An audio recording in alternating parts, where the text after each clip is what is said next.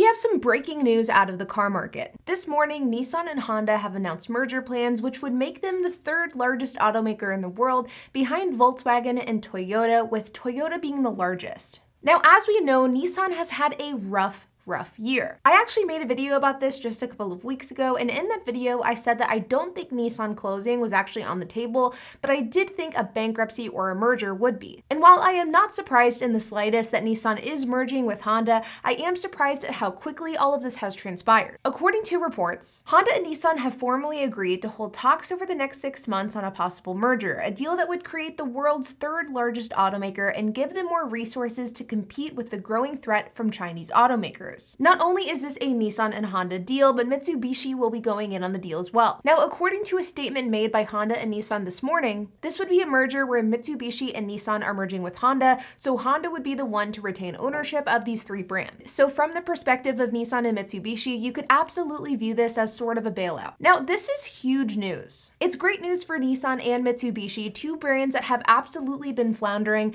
but this is also a deal that makes a lot of sense. Nissan, Honda, and Mitsubishi announced in August of this year that they would share components for electric vehicles like batteries and jointly research software for autonomous driving to adapt better to dramatic changes in the auto industry centered around electrification. And so while this is the first time that the three companies have technically merged, this is absolutely not the first time that Nissan and Honda have entered a partnership with one another. And while it is important to note that in some regard this can be viewed as a win-win scenario, for example, for Nissan and for Mitsubishi, this gives them access to much needed resources during a difficult time, and for Honda it gives them access to different body styles and batteries that they don't currently have. But there are also some very real and valid concerns that come along with this merger as well. For example, what happens if Honda takes on the debt of Nissan and Mitsubishi?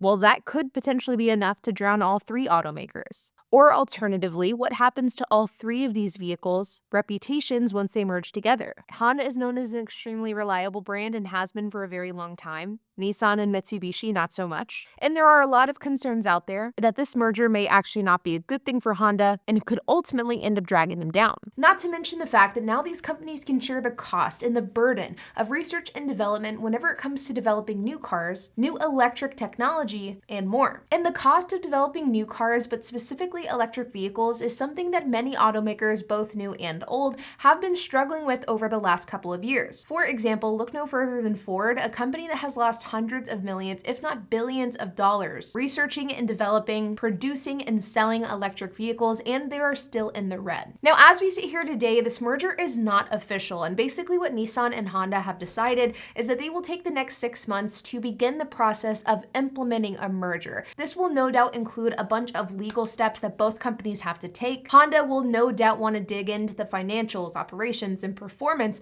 of both Nissan and Mitsubishi to ensure that they're making an investment that is worthwhile.